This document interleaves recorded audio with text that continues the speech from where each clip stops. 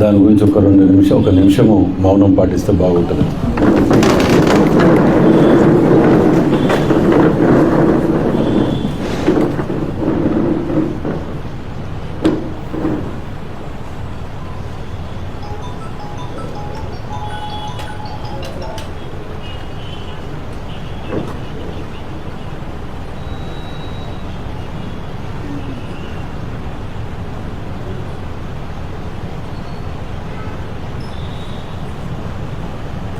Thank you.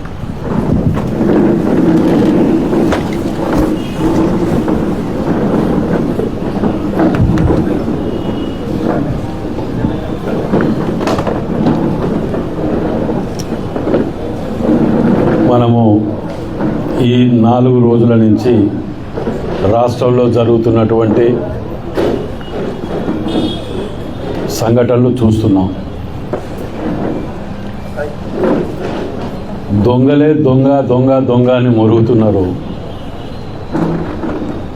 మేము ఏమి తిన్నా ఏమి చేసినా ఎవరు మమ్మల్ని విచారణ పిలవద్దు, ఎవరు ఏలెత్తి చూపించొద్దు, ఎవరేం అడగొద్దు.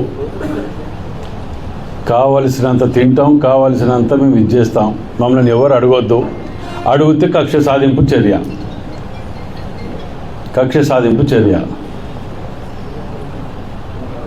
అని నోరు నెత్తిన పెట్టుకొని మాట్లాడుకోవటం, వాళ్ళ గొడవలు వచ్చినప్పుడు వాళ్ళ దాంట్లోనే చుట్టూ దయ్యాలు ఉన్నాయి, వేదాలు ఉన్నాయి అని చెప్పి మాట్లాడుకుంటూ తిరగటం వాళ్ళ పనే.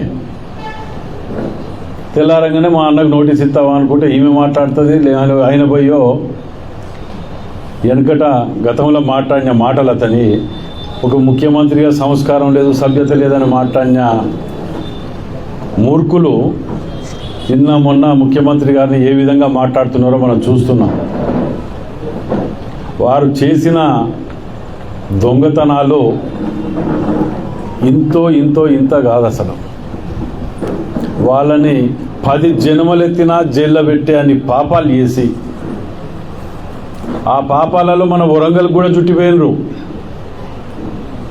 10 సార్ల ఖర్చు పెట్టుకొని వచ్చి ఇక్కడ 3 రోజులు 2 రోజులు ఉన్నారు. ముఖ్యంగా రాజు యువరాజులు ఇద్దరు కూడా ఆఖరికి కార్పొరేషన్ నుంచి ఫైనాన్స్ క్లియరెన్స్ లేకుండా కూడా 50 కోట్ల రూపాయలు కార్పొరేషన్కి ఎలక్షన్స్ ముందిచ్చింది కూడా నుంచి కార్పొరేషన్ కట్టి చేయడం జరిగింది. వాళ్ళ అప్పులు కట్టుకోవటానికి అది ఇవ్వటం కాకుండా హుజరాబాద్ ఎలక్షన్స్ అప్పుడు కూడా ఈ సంఘాలకు ఆ కుల సంఘాలకు కానీ ఎలక్షన్లకు ఓట్లు కొనుక్కునే విధంగా సుమారు ఒక 20 కోట్ల రూపాయలు కూడా ఫండ్ తీసుకుపోయి కమలాపూర్ కూడా పరిధిలోకి వస్తుంది కాబట్టి అప్పుడు ఇవ్వటం జరిగింది. వీటన్నిటి మీద కూడా మేము కేసు పెట్టాలనుకుంటున్నాం కేటీఆర్ మీద. ఇక్కడికి వచ్చి ఏదో బండు విజిట్ చేసి మేము అది చేసినాం, ఇక్కడ ఇది చేసినాం, కాజుపేట బండు చేసినాం, ఇంకేదో చేసినాం అని చెప్పి మాట్లాడిన వీళ్ళు రాష్ట్ర ప్రభుత్వం నుంచి ఒక్క పైసా తెచ్చిందా చెప్పమని జవాబు చెప్పండి. కాలోజీ కళాక్షేత్రంలో తింటుంది దున్నపోతులు తింటే ఎక్సెస్ వేసి తిని 10 కోట్ల రూపాయలు నిష్కారంగా నీళ్ళలో పోసినట్టు ఎక్సెస్లో తింటే వాటి మీద ఎంక్వైరీ చేసి రికవరీకి పెట్టాం. వీటన్నిటికి కూడా కేటీఆర్ గారు ఇచ్చిన లిమిట్స్ క్రాస్ చేసి ఫైనాన్షియల్ క్లియరెన్స్ ఉండదు, క్యాబినెట్ అప్రూవల్ ఉండదు. వీళ్ళు కట్టిన అప్పులకు ఇవాళ మేము కడుతున్నాం అవన్నీ 50 కోట్ల రూపాయలు. ఇవాళ కార్పొరేషన్ హిస్టరీలో 1 రూపాయి కూడా పెండింగ్ లేకుండా మొత్తం బిల్లులు కట్టినామంటే అది మా గొప్పతనం. మీరు చేసిన పాపాలన్నిటి కూడా బిల్లులు మేము కట్టుకుంటూ వచ్చినాం. ఇవాళ మీ జీవితంలో ఏమైనా రాష్ట్ర ప్రభుత్వం నుంచి ఇక్కడ తెచ్చిన 1 రూపాయి ఉంటే చూపియండి. నెలకు 300 కోట్లు ఇస్తా అని చెప్పిన వాటిని సంవత్సరానికి 300 కోట్లు ఇస్తా అని చెప్పిన కాడికి మొదలు పెడితే మీ 10 ఏళ్లల్లో అన్నీ కూడా మొదలు పెట్టడం వదిలేసి అక్కడ పారేసిండ్రు. వాటిని మీరు 10% 15% కంప్లీట్ చేయడాన్ని మేము 80-90% కంప్లీట్ చేసుకుంటూ వచ్చినాం. వాటిని కేటీఆర్ ఇక్కడికి వచ్చి నైమ్నార్ బ్రిడ్జ్ మీద నిల్చొని పోయి మంచి 10 వేలు ఇస్తే ఇక్కడ కొట్టుకపోయిన వాళ్ళందరికీ అని చెప్పినవి మర్చిపోయినామా? ఇక్కడ అందరికీ 1 రూపాయి ఇచ్చిండా? ఏమనంటే ఏం చెప్తాడంటే ఎలక్షన్ కోడ్ వచ్చింది, నైమ్నార్ బ్రిడ్జ్ కోడ్ వచ్చింది, కాలేజీ కళాక్షేత్రానికి కోడ్ వచ్చింది, కాజుపేట రైల్వే దానికి కోడ్ వచ్చింది, ఆఖరికి 100 కోట్లు ఎలక్షన్ల ముందు తెచ్చిండట, కార్పొరేషన్కి ఏదో చేయబోతా అంటే దానికి కూడా ఎలక్షన్ కోడ్ వచ్చి చేయలేకపోయిందట.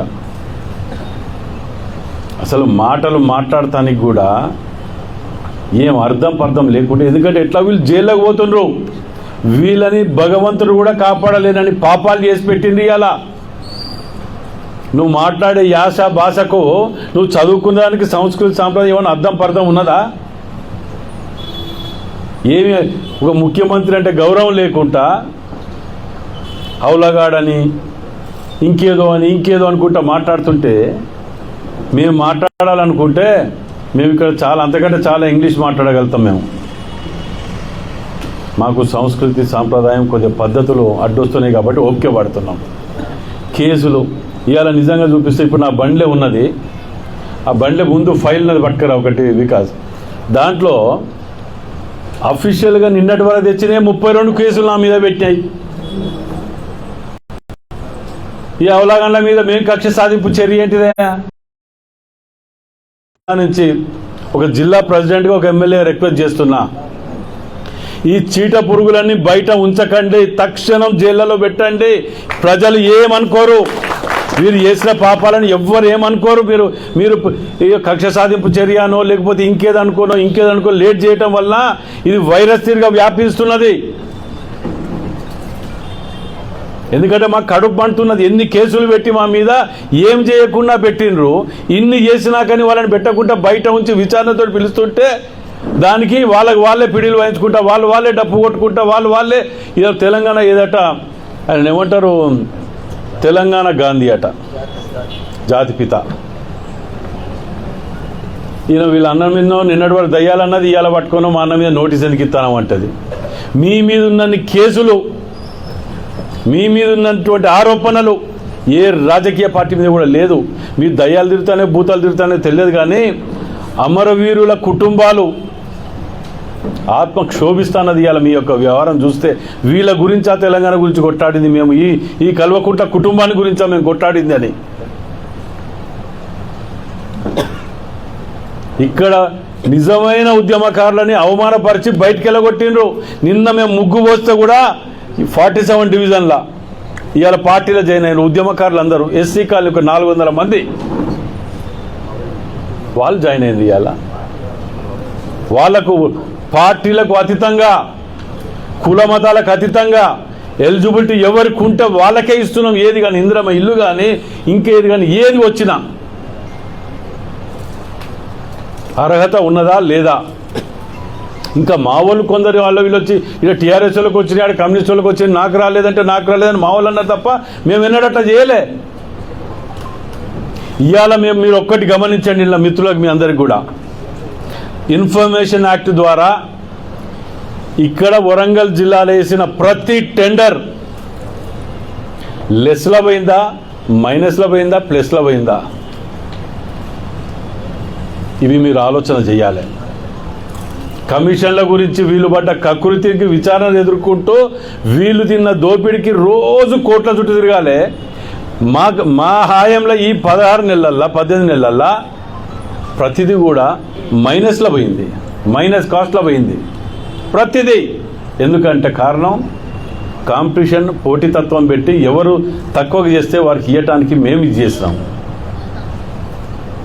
దాని మీద ఇక మాట్లాడుతున్నట్టు అంతకంటే అర్థం ఇక లేదు దాని గురించి చెప్పడం కూడా బుద్ధి తక్కువ అనేది నేను సపడే కూర్చుంటున్నా. వాళ్ళ దాంట్లో 25% ఎక్సెస్ చేసుకొని అసలు ఈ హాస్పిటల్కి అయితే 500-600 కోట్ల రూపాయలు లెక్క పత్రం లేకుండా తిరిగట్టుంటే దాని మీద ఎంక్వైరీ చేస్తాం, తప్పంటది. దాని మీద ఎవరు కడుతున్నారు, ఎల్ఎన్టీ పేరు మీద తీసుకొని ఎవరు కడుతున్నారు అనేది తెలియదు అందరికీ.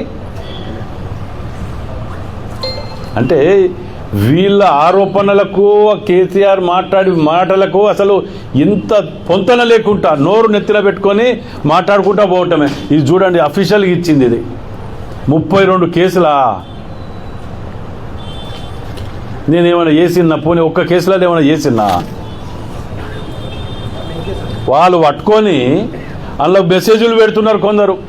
మా ఓనికి తాడు తెలియదు, బొంగురం తెలియదు, ఏదో ఊరుతూ ఉంటాడు, పక్కన ఒకరిద్దరు చెప్పగానే అవి పట్టుకొని అయ్యే మాట్లాడుతుంటాడు అన్నారు. మేము కక్ష సాధింపు చర్య అంటే ఇది.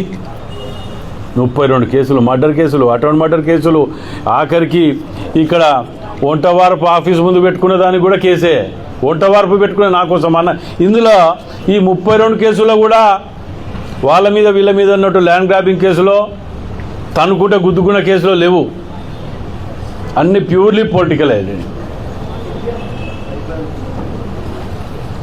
అంటే వీళ్ళు ప్రతి దాంట్లో కూడా విమర్శ, ముఖ్యమంత్రి గారిని విమర్శ చేయటమే కక్ష సాధింపు. అంటే బిడ్డ పెళ్లికి రానియకుండా ముఖ్యమంత్రి గారిని, ఇప్పుడున్న ముఖ్యమంత్రి గారిని రేవంత్ రెడ్డి గారిని జైలుకి వెళ్ళి పెళ్లి కూడా రానియకుండా ఆపింది కక్ష సాధింపు చర్య మీది. అసలు ఆ సంపాదించిన డబ్బు బలుపుతోటి ఆ మాటలు మాట్లాడటం, ఏమి చేయాలనో ఫ్రస్ట్రేషన్లో తోయక నోటికి ఏది వస్తే అది మాట్లాడటం అలవాటు అయిపోయింది. బిడ్డ ఇంకేమంటారు, మేము అట ఇళ్ళకు ఇది చేస్తాం, కబ్జా మన ధర్నా చేస్తాం, ఊరికిచ్చి కొడతాం. ఆ ప్రవీణ్ గారు మాట్లాడిన మాటలు మొన్న గతంలో ఆయన తిట్టిన వీడియో ఉన్నది నా దగ్గర. ఏది కాళేశ్వరం గురించి మన ఐపీఎస్ ఆఫీసర్ ఈయన పేరు మన ఆర్ఎస్ ప్రవీణ్ గారు మాట్లాడిన మాటలున్నాయి. ఆయన ఇవాళ ధర్నాలు ఈయన పక్కకే కూర్చొని మాట్లాడుతున్నాడు. మళ్ళీ దాని మీద నేను మాట్లాడితే ఉరికిచ్చి కొడతారట, దిర్మిచ్చి కొడతారట. మేము అభివృద్ధి మీద కాన్సన్ట్రేట్ చేస్తున్నాం నాయన. మీ అందరికీ ఇంకా చెప్తున్నా, ఇప్పటివరకు మేము ఇంకా స్టార్ట్ చేయలేము. మేము స్టార్ట్ చేసే ఆలోచన కూడా రాలే. మేము స్టార్ట్ చేస్తే మీరు ఉరికిచ్చి కొట్టుడు కాదు, మీరు జిల్లా వదిలిపెట్టి వెళ్ళిపోతారు, అందరు హైదరాబాద్ కట్టిపోతారు. మేము ఇంకా స్టార్టే చేయలేదు. స్టార్ట్ చేస్తే కేసులు ఉండాలి కదా, ఏవి లేవు కదా ఇంతవరకు. పోనీ మిమ్మల్ని ఎవరినన్నా మా వాళ్ళు వేధించినట్టు కానీ, కొట్టినట్టు కానీ, తిట్టినట్టు కానీ ఏమైనా కేసు ఉంటే చూపి. అవి ఉండయి. పొద్దుగా లేస్తే ఇలా చూడండి, వాళ్ళు టీఆర్ఎస్లో ఉన్న, రాష్ట్రంలో ఉన్న మాజీ ఎమ్మెల్యేలు, ప్రజెంట్ ఉన్న ఎమ్మెల్యేలు, నాయకులు ఎవ్వడు 1000 కోట్లకు తక్కువ లేకుండా దున్నపోతులు బలిచున్నారు. ఆ అహంకారంతో వచ్చిరాని మాటలు మాట్లాడితే ఏది మాట్లాడినా చెల్తుంది, 4 యూట్యూబ్ ఛానల్ పెట్టుకొని ఏది మాట్లాడినా నడుస్తుంది అని అహంకారంతో పోతున్నారు. మంచి పద్ధతి కాదు. ప్రజలకు మొత్తం తెలుసు, మీ బతుకులేందో మీ చరిత్ర ఏందో తెలుసా, పక్క కూసబెట్టిర్రు. అలా ఇప్పటికైనా పద్ధతి మార్చుకొని వ్యవహరించండి. మీరు ఇదే పద్ధతిలో కనుక పోతే ప్రజలు క్షమిస్తారో తెలియదు, కానీ మేము మా ఓపికను పరీక్షించొద్దు. మీరు దొంగల ముఠ అనేది మీకు క్లియర్గా అర్థమైపోయింది. ఇంకా మీ గురించి ఆలోచించడానికి కూడా ఏమి లేదు. మొన్న పార్లమెంట్ ఎలక్షన్లో అన్ని గుండు సున్నాలు వచ్చినాయి. ఇంకా బుద్ధి రాకపోతే ఎట్లా?